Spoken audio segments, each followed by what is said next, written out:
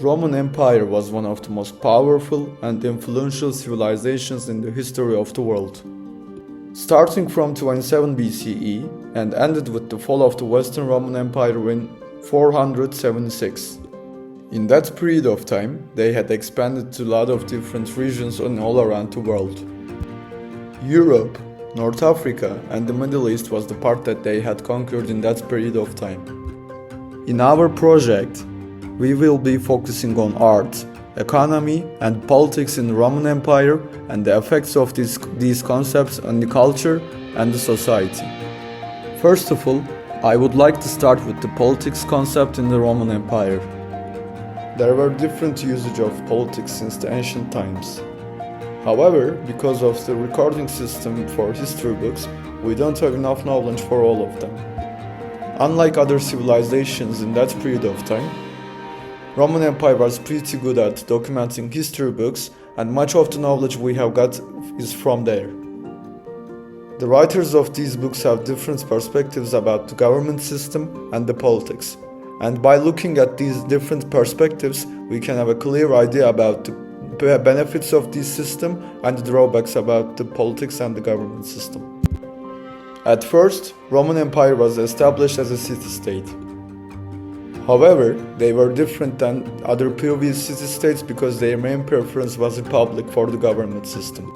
But this system of republic was not the same as the one in the modern world. Marcus Tullius Cicero was considered as one of the greatest orators in the history of the world. In one of his works, on the Republic, he defined the Republic as an assemblage of a multitude united in agreement about rights.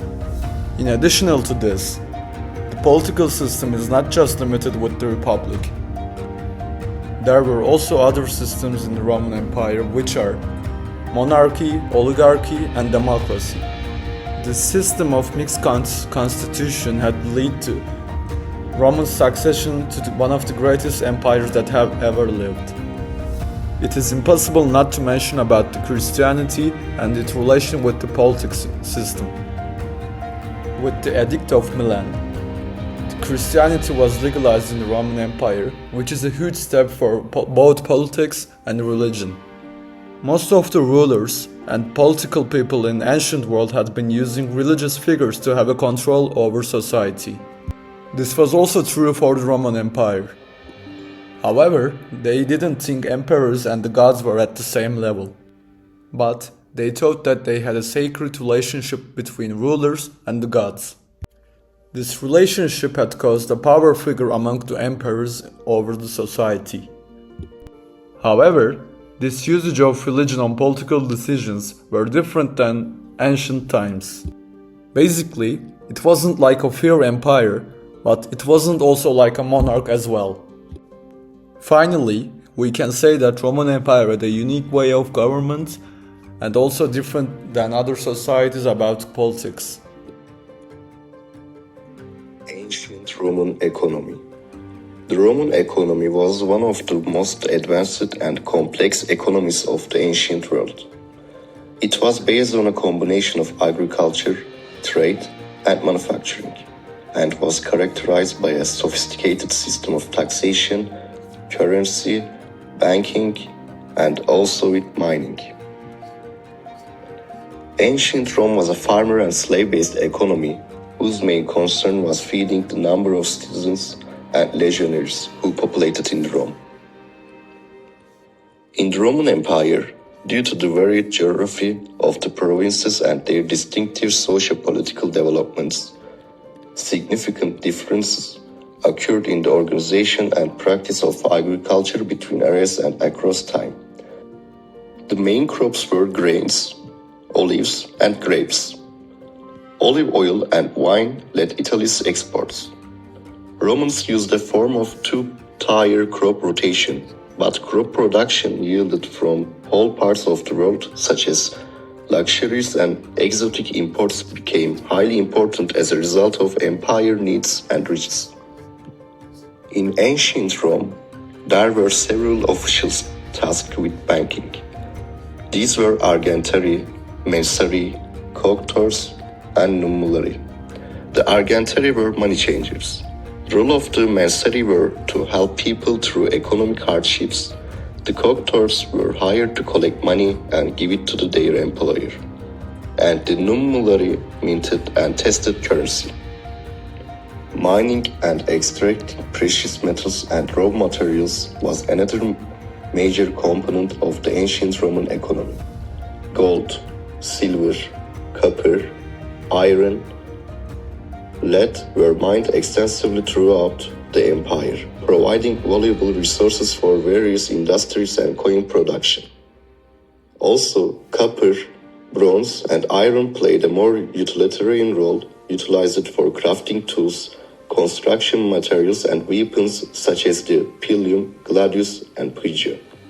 The empire also extracted materials like marble, limestone, and gypsum, which were used in construction and other industries.